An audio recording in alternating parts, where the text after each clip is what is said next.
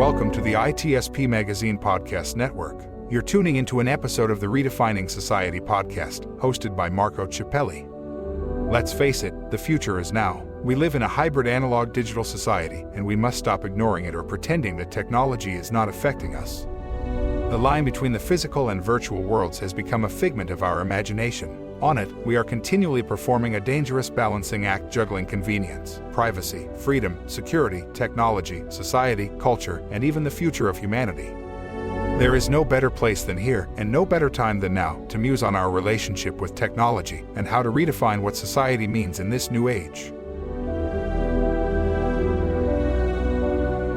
Black Cloak provides concierge cybersecurity protection to corporate executives and high-net-worth individuals to protect against hacking, reputational loss, financial loss, and the impacts of a corporate data breach. Learn more at blackcloak.io. BugCrowd's award-winning platform combines actionable contextual intelligence with the skill and experience of the world's most elite hackers to help leading organizations identify and fix vulnerabilities, protect customers, and make the digitally connected world a safer place. Learn more at bugcrowd.com. Devo unlocks the full value of machine data for the world's most instrumented enterprises. The Devo Data Analytics Platform addresses the explosion in volume of machine data and the crushing demands of algorithms and automation. Learn more at devo.com.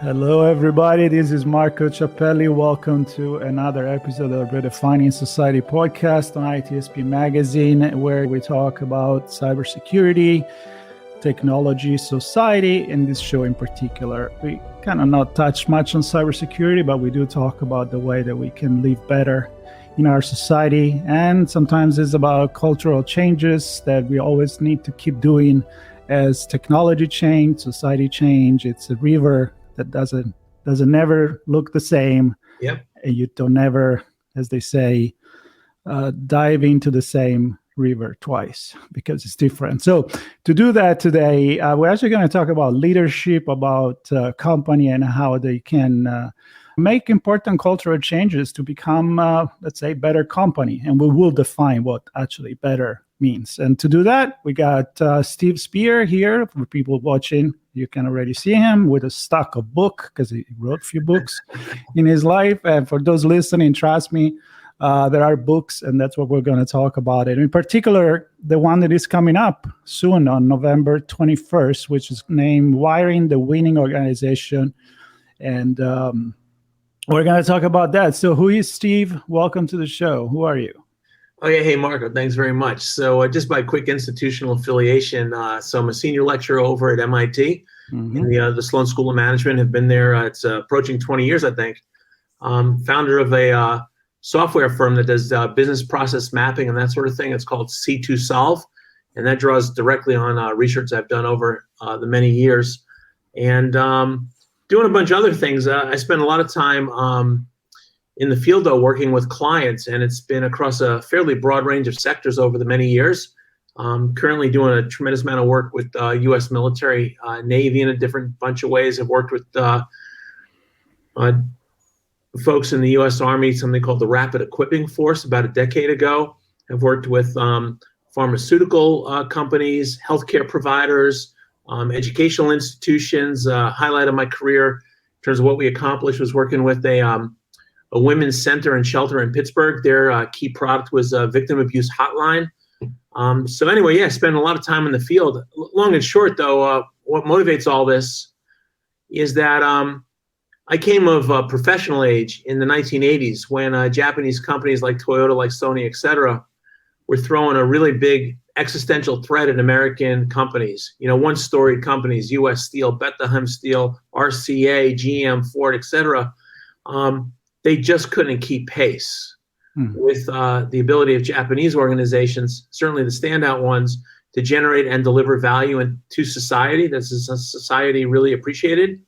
And, as part of a very large cohort of then young professionals who were just so curious as to what was going on in Japan that all else equal, they were able to generate and deliver so much more value, so much more quickly with greater ease, greater agility, so on and so forth, than was being demonstrated by their American counterparts.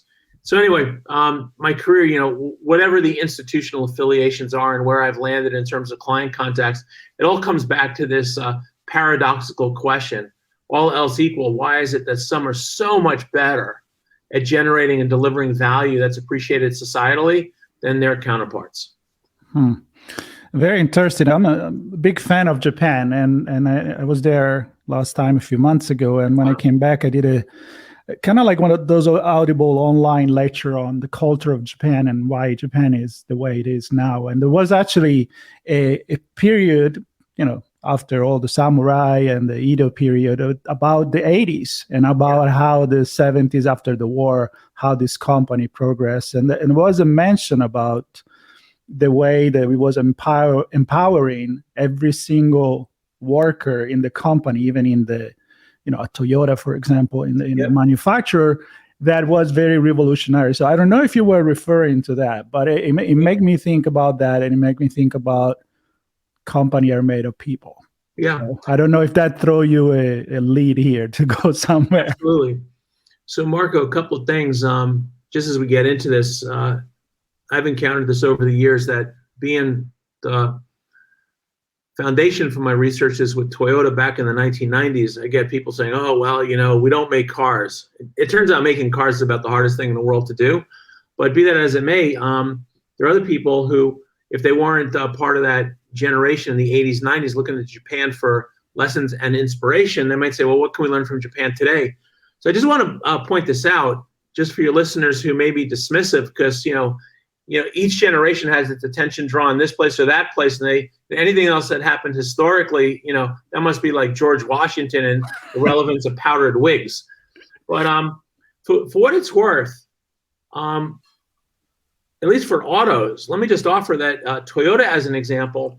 They've dominated their sector for 50 years, 5 decades. And you start thinking about that just shouldn't be the case, because as far as competitive sectors, the auto industry is arguably the most competitive sector in the world. Everyone is trying to figure out the needs of exactly the same populations. They have access to the same longstanding and novel science and technology. They depend on the same vendors for raw materials. They make and produce in the same places, so they have access to the same workforce and skill sets. And yet you have this one company which has well-renowned on quality and productivity, but time to market with new product, time to market new brands, time to market with new technologies like hybrid, And you say, well, 50-year lead, that's insane. That's insane. You never see that in sports, right? Because of the intensity of the competition. So anyway, that's just as we start thinking this through for your listeners. I encourage them not to be dismissive of lessons from Toyota, even though, quote unquote, we don't make cars. The other thing is there was a period where anything Japanese was just like, I remember being a business student, and of course, management of technology was one thing, but Japanese management of technology, whoa, the subscription, the enrollment in that class was like 5x just the regular management of technology. Just threw the term Japanese on front of something, and it was just like people mad dash to figure it out. I think now people have, with everything else going on in the world, whether it's Silicon Valley, China, et cetera, they tend to forget about Japan. But the thing I want to offer is that Japan is still rocking it. So one of the things that a lot of first world economies and societies think about is the gentrification, the ageification of their societies. And look at Japan. Their economic growth rate, despite all that, despite all these older people, retirees, small families, boom, their growth rate last year was like 6%. They've recovered from the COVID shutdowns, et cetera. So there's still a lot of really fascinating things going on in Japan. And though we're not paying as much attention there now as we did, let's say, 30 years ago, again, I encourage your younger listeners in particular not to be dismissive. But anyway, to your point, and to your point about a real cultural shift. So I think Japan in general, has a reputation for some real cultural traditionalism. And look, it's well earned, right? You can go to Tokyo, at least last time I was there, and you can still see women walking down the street in kimonos that were, designed, that basic design was, hundreds of years ago. Where I lived in Tokyo, I lived around the block from a sumo stable, and that's a sport and an art form and a martial combat which goes back hundreds of years, and you'd see these young men walking around with the sumo hairstyle. So it's certainly a traditional society, but I'd like to also offer that in many ways, the very best organizations in Japan were quite revolutionary. And the one in particular I'll mention is Toyota, where I've obviously got a long history and done a lot of work with them, about them, and a lot of familiarity, is that when you start looking at any system, and we'll carry this over to IT and cyber, right? Any system that human beings design is going to be imperfect. It just is, because you got the inherent complexity of the system, and you have the limited capacity of people to really understand what it is they do. I mean, we have all sorts of well-documented limitations in terms of our ability to understand things that are complex, and dynamic, and so on and so forth. And so you give that, plus the fact our science and technology and everything else is driving us in the direction of more complexity of things that are faster moving, right? So we're getting this cross-pot of complexity and dynamicism. And so that would argue that we're creating a world for ourselves which is less and less stable. And I think we actually experience that sometimes when we see, the complexity of things, whether it's financial systems and the accelerated dynamic pace. We start to realize just how unstable certain things are. But anyway, back to the countercultural thing. So folks at outstanding organizations like Toyota, they took this idea of dynamic complexity, which engineers and technicians, they just assume it into the object in front of them. And anyway, Marco, just as an aside, technicians and engineers, I think are very respectful of the issues of instability associated with dynamic complexity. So, for example, a bunch of years ago, I was doing some work with an aerospace company. There happened to be a fighter jet sitting there, and I was like, "Damn, that's an amazing thing," because I was familiar with performance characteristics and its ability to twist and turn and agility and stealth and disappearing from radars even if it was detected. And I said to someone, I said, "How does it pull that off?" They said, "Well, you have to understand this fifth generation fighter jet, it's inherently unstable aerodynamically. It just the part of its agility in flight is because it doesn't have an inclination to glide. It has an inclination to tumble. And so the engineering is to take advantage of this inclination to tumble and turn tumbling into agility. Flaw becomes feature." I said, "Well, that's kind of wild, but how is it then that you can take off and land?" Right? If the thing is so unstable. They said, "Well, you have to understand that in order to turn the flaw of instability into the feature of agility and stability when it's needed, the plane is making, get this number, 1 billion adjustments per second on its flight controls, power, etc., to maintain agility and stability rather than instability." So anyway, you start thinking about the basic thinking there is that this complex dynamic system was designed and built. And the people understood that if you just left it as it was, it would be complex, dynamic, and inherently unstable. It would self-destruct. So what was put on top of it was this tremendous sophisticated overlay of control, of feedback, to detect when the thing was doing what was unintended, so you could give it that billion times a second nudge back in the right direction. Wow. All right, so, and there's that's an airplane, but there's biological analogies, et cetera, about building complex things where you have to make this huge investment in the control overlay to maintain agility, reliability, stability, and so on. Anyway, taking that back to this revolutionary ideas in management. So the folks at Toyota long ago realized that dynamic complexity wasn't just a technical issue, it was a social issue. That in order to do the hard work of developing cars, designing cars, manufacturing cars, shipping cars, and then not only the automobile, but the whole infrastructure around that. That is the work of many, many, many, many minds. That is hardly the work of a person, a small group, or even a reasonably large group. It's the work of an enormously large group, hundreds, thousands, tens of thousands of people.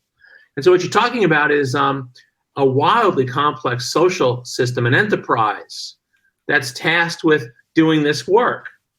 And so the folks at Toyota long ago said, dang, we could design this and script this and write all the policies and procedures, et cetera. But it's never going to work. It's like that fighter jet. It's just inherently unstable. So what they do, they created a system. And I'll make mention, I talk a lot about that in my older book, The High Velocity Edge, which is very Toyota-centric. We talk about in this new book, Wiring the Winning Organization, we talk about this idea of amplification.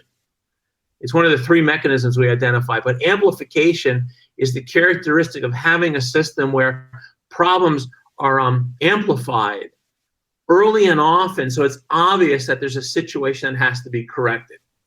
So anyway, what we realized with Toyota, and I didn't have that word back then, but this amplification idea is that they decided very early on that if you're going to try and do this wildly ambitious endeavor of creating enterprises that could deliver product into the marketplace, you have to respect the fact that the thing you design is inherently unstable, and so you have to be able to correct it.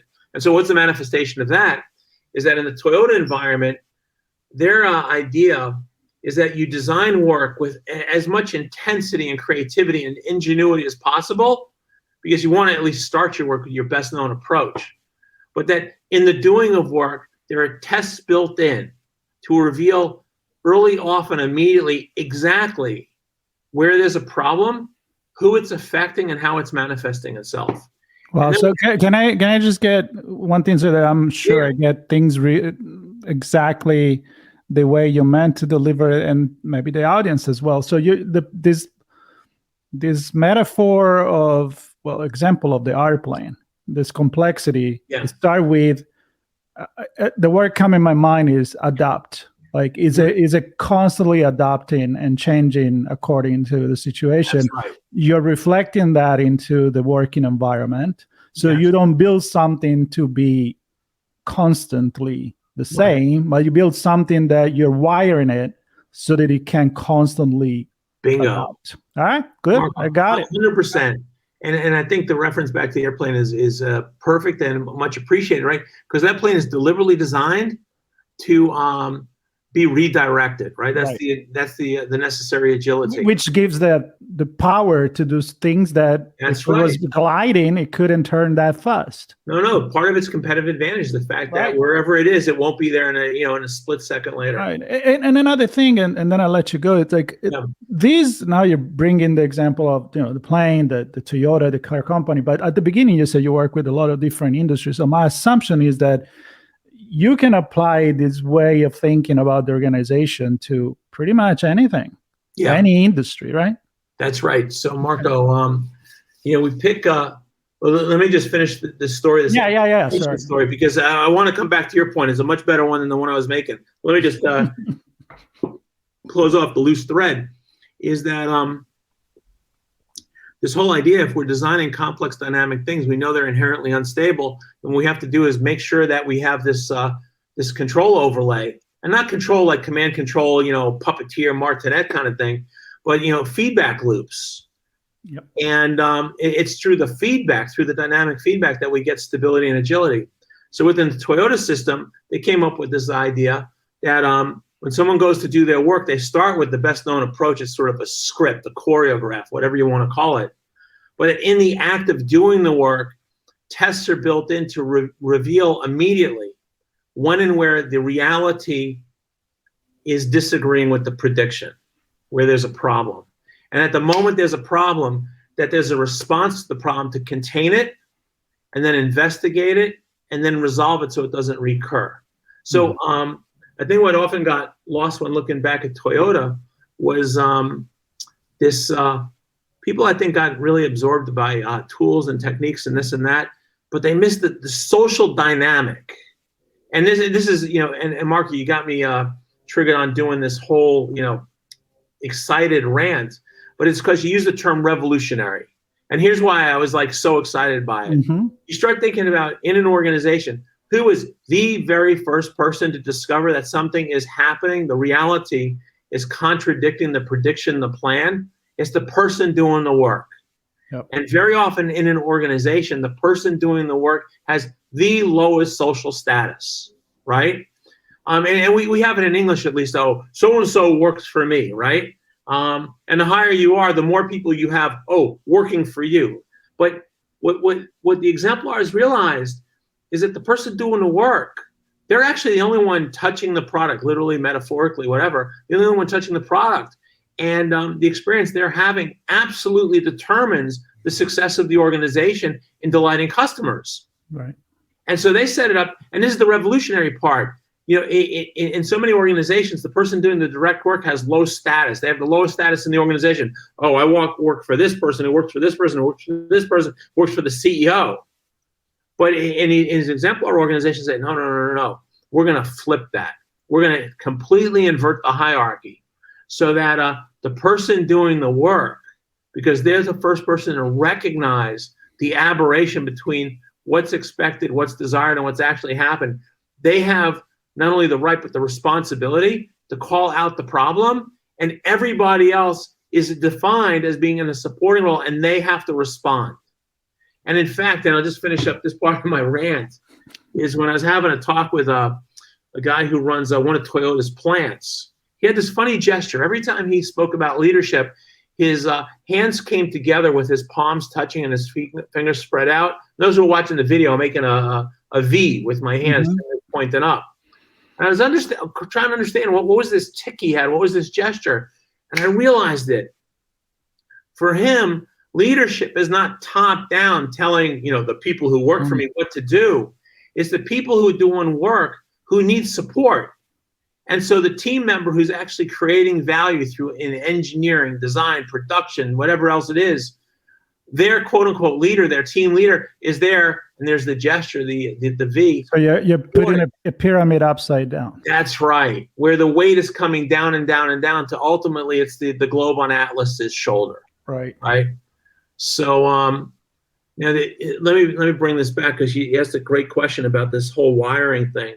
So when Gene and I were coming up with a title for the book, we're really focused on the construction, the design, the engineering of these elaborate systems, but these not technical systems, but these social technical systems.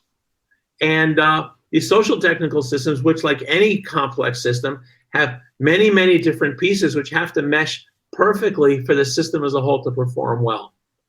And then it dawned on us, is like when we design a technical system, we wire it to make sure that resources, which are in high concentration in one place, can flow quickly, easily, effectively at the right time to the right place where they're in low concentration but needed. Right? So an electrical circuit does that. It takes charge from where it is to where it's needed.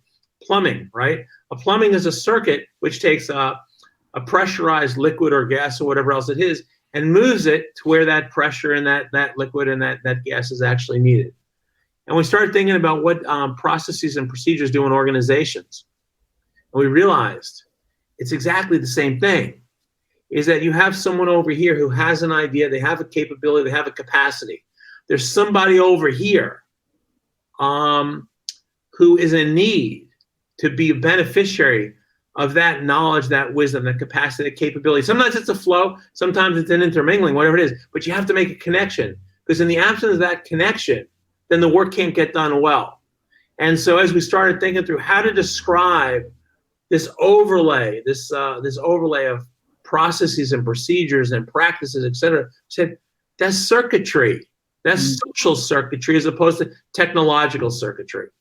So anyway, and like I said, like we found with the exemplars, their design and their management of this circuitry is just off the charts compared to anybody else. And that's why they have such great ability to deliver so much more value into society, all else equal.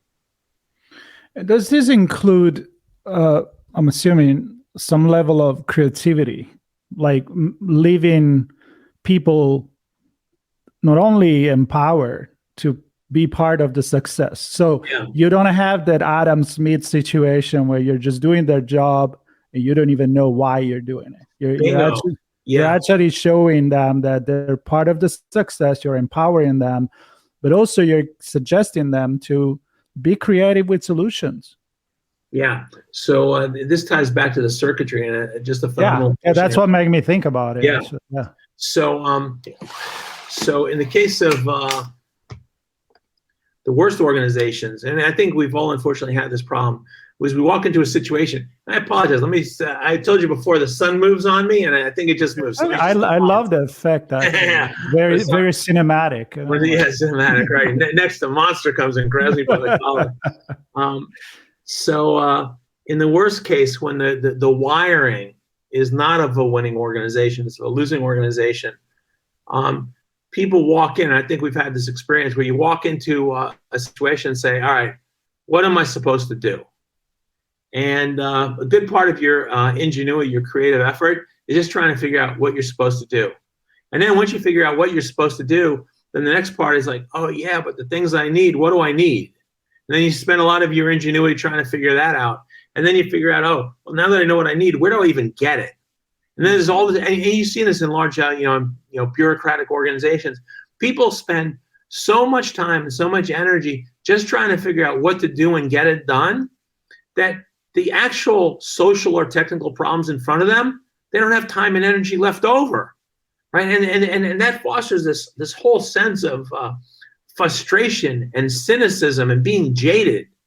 Now, to your point, when we have organizations that are actually wired to win as opposed to wired to lose, you have this connectivity between people who actually have to collaborate and have to collaborate in an often very creative fashion. And then when they walk into the situation, they're not walking into situations wondering, what am I supposed to do? Who do I depend on? Who's dependent on me? Where do I get my resources? They walk right in, and all that, because of the wiring, is obvious and clean.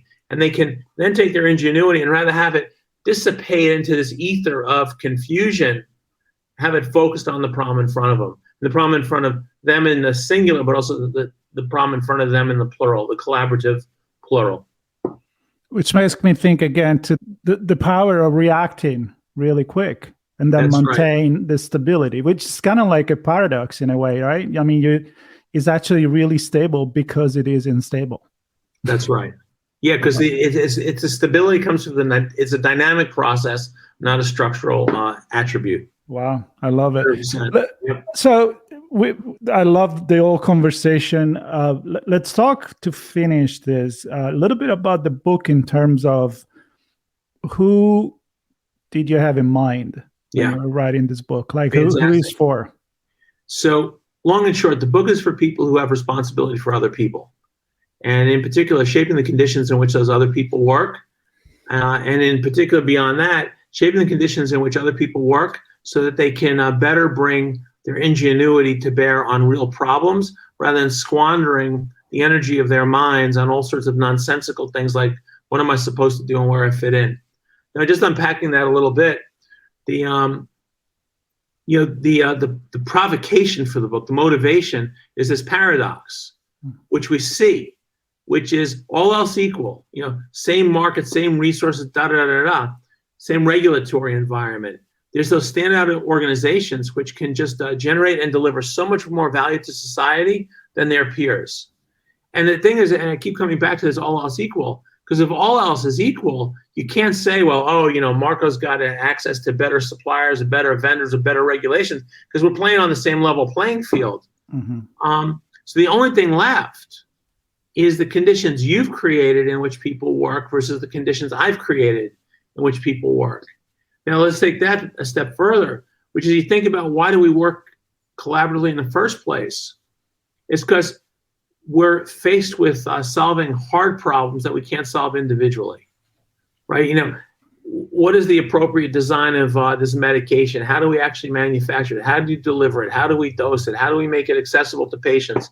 How do we create software which is easy to use and yet delightful? I mean, all of these things start as problems that need solution.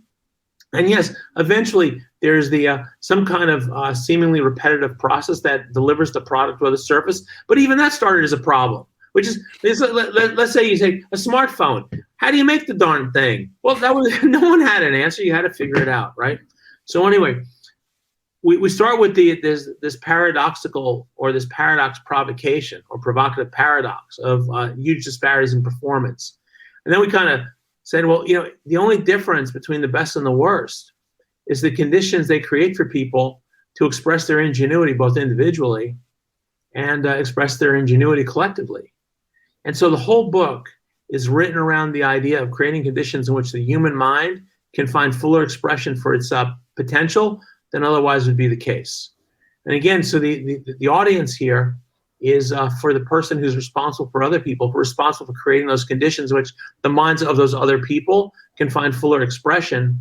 And so we work through in the book a set of mechanisms, what we call them 3 mechanisms that make it easier for people to express their ingenuity versus not. And that becomes the theme of the book of how to do those. Yeah. So you mentioned a couple already. There's Slowification, simplification, and amplification. Yes. Those are the three main elements. That's 100%. So when we were setting up the book, and it's right in the beginning, we say, look, if management and leadership really is expressed by people's ability to create good conditions for the minds of other people, then what are bad conditions? And we call that in the book the danger zone. And the danger zone is if you put a person in a situation where the problems they have to address are very, very complex, hard to do. The situation is fast moving, harder to do, hard to control, even harder to do. Risks and stakes are high, harder to do. And then you make a situation where because it's a one-off, there's no opportunity to learn from experience or experimentation, even worse. That's the danger zone. They say, well, what's the flip side of that? The winning zone. Well, the winning zone is all that, but opposite, right? So put people in situations with simpler problems, boom, it's easier for them to express their ingenuity. Make the environment slower moving so they can keep up with the environment rather than having to be like in a trigger response behavior. Easier. Lower the stakes. Give opportunity for repetition. So anyway, the book we lay out that the necessary objective for managers/leaders is change the conditions in which people are working from this danger zone to this winning zone. Danger zone for their minds and winning zone for their intellects. And then we go through a series of mechanisms, 3 of them to be particular, as you mentioned. So we have this idea of just slowing things down. And we call that, we made up a word, we call it slowification. We had to make up a word. There's a German word which describes exactly what we mean. But like many German words, it's lots of letters, all consonants, hard to pronounce. So it's a little difficult. But what's the basic idea of slowification? It's that whatever problem is in front of a group of people, it's easier to solve the problem because the environment is less threatening. All right, that's slowification. Then we have a number of really great examples in there of where people have done that, have brought the problems out of the operating environment back into planning, practice, preparation, where the human mind can find better expression. The second mechanism we spend quite a bit of time talking about is simplification. And in contrast, if slowification is about changing the conditions in which we're solving problems so the problem-solving experience itself is easier, simplification is how do we partition and otherwise break up problems, big problems, into smaller pieces so the problems themselves are easier to solve. And we use terms like modularization, incrementalization, things like that, which all have to do with taking big, complex, highly intertwined, hard to fathom things and making them into smaller pieces. And then the third mechanism, and we've spent quite a bit of time on that, is this idea of amplification. Yeah. So if slowification is change the conditions so the problem solving is easier to do, and simplification is about changing the problem itself so it's easier to solve, amplification is about making it much more obvious you have a problem on which you have to focus attention. Right. So those become the mechanisms we find as common across many, many different situations. Yeah. Well, Steve, it's really fascinating. And I love the fact that without taking into consideration all these changes, technology, it really focuses on the humans. I think at the end, you're going into the human. I've seen in my head some reference and connection to the way nature works, synergy in general. So I think is an excellent concept, and I hope that people will jump on it. You're a great storyteller, so I invite everybody to check out the book once they come out, November 21st. Wiring the Winning Organization with Steven Spear. You wrote it, and the co-writer is Gene Kim. Gene Kim. That's right. And for everybody to stay tuned.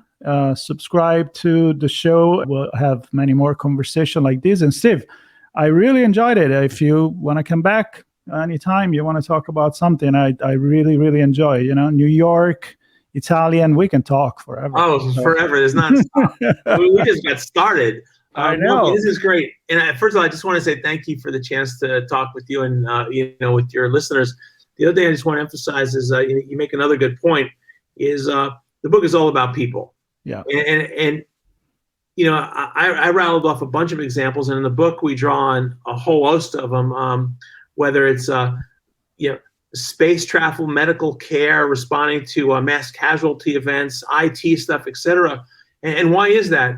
Is because regardless of the technology people are focusing their attention on, and regardless of the technology they use to focus on that technology, every organization has a commonality. And that is, it's collaborative work by many people trying to give full expression to their mind's potential to do things together they can't do alone. Yep. And once we realize that every organization has that commonality, then we sort of have to say then every organization has to be managed and led in such a way that gives consideration for the strengths and the weaknesses of the human mind. And so, we're really quite excited that we've had a chance to observe and listen and learn and experience and otherwise draw on this tremendous set of inspirations to come up with this kind of unifying Venn diagram of these mechanisms that allow some organizations to win, whereas without the mechanisms, they might lose. Love it. Love it. Great conclusion to the show, to the episode. One more thing to leave our audience to think. So you got that. All right, everybody, we'll call this off. Stay tuned for another episode coming at you very soon from Redefining Society podcast. Take care. Thank you, Steve. You're welcome. Thank you.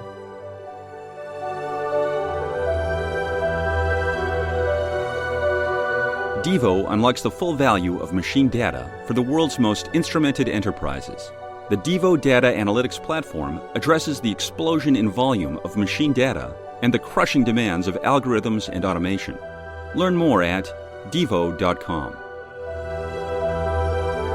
BugCrowd's award-winning platform combines actionable contextual intelligence with the skill and experience of the world's most elite hackers to help leading organizations identify and fix vulnerabilities, protect customers, and make the digitally connected world a safer place. Learn more at bugcrowd.com. Black Cloak provides concierge cybersecurity protection to corporate executives and high net worth individuals to protect against hacking, reputational loss, financial loss, and the impacts of a corporate data breach. Learn more at blackcloak.io. We hope you enjoyed this episode of Redefining Society, hosted by Marco Cippelli. If you learned something new and this conversation made you think, then add this show to your favorite podcast player, subscribe to our YouTube channel, and share the ITSP Magazine podcast network with your friends, family, and colleagues. We hope you will come back for more stories and follow us on our journey.